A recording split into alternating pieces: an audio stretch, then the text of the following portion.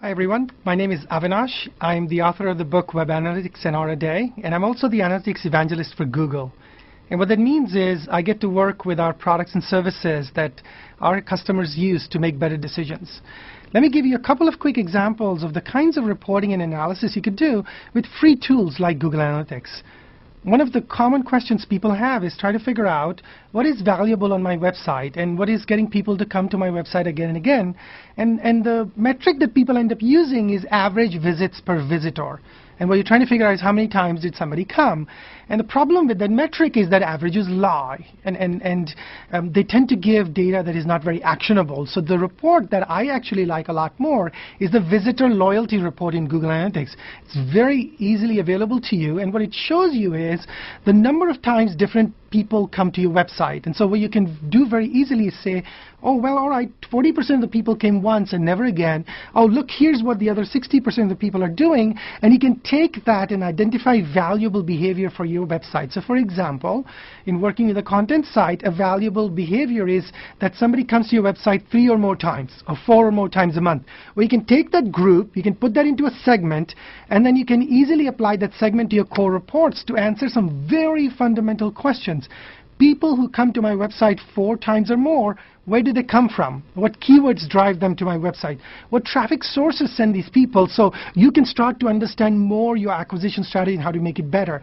The other thing you can do with that same segment is you can apply that to your content report and try to understand what types of content are consumed more by people who visit frequently. So it turns out that people who come again and again actually read sports and entertainment. And while you have a massively huge section about politics, nobody cares. Well, perhaps you care, but not the visitors coming to your website. So the loyalty report pinpoints the behavior that is important to your business, and it helps you understand how to optimize that behavior.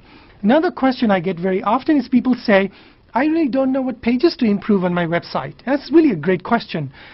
My favorite report is called Top Landing Pages Report. And what it shows is it shows you all the home pages you have for your website, because if you think that you only have one home page, that's not really true. People search, they go deep into your website. Look at the top 10, top 20 landing pages of your website, places where people enter your website, and then apply a metric called bounce rate. It's a wonderful metric because what bounce rate measures is this phenomenon. I came, I puked, I left. It's showing you all the people who come to your website, only look at that page and leave instantly. So by the time you apply bounce rate to your landing pages report, you're able to figure out which pages on your website are not able to get even a single click from your customers. Those are the ones that need improvement. Let me close with one of the AdSense reports that I tend to use a lot. And it's called the AdSense Content Report. It's also available in Google Analytics Standard. But it shows me very, very easily is the content on my website where AdSense ad tends to get most amount of clicks.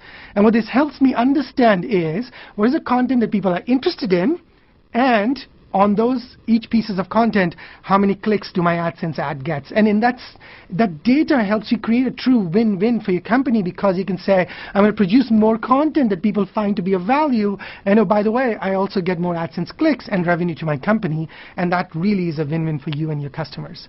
Those are 3 quick examples of data-driven decisions. Decisions that help you understand your customer behavior and be more profitable as a business. I wish you all the very best.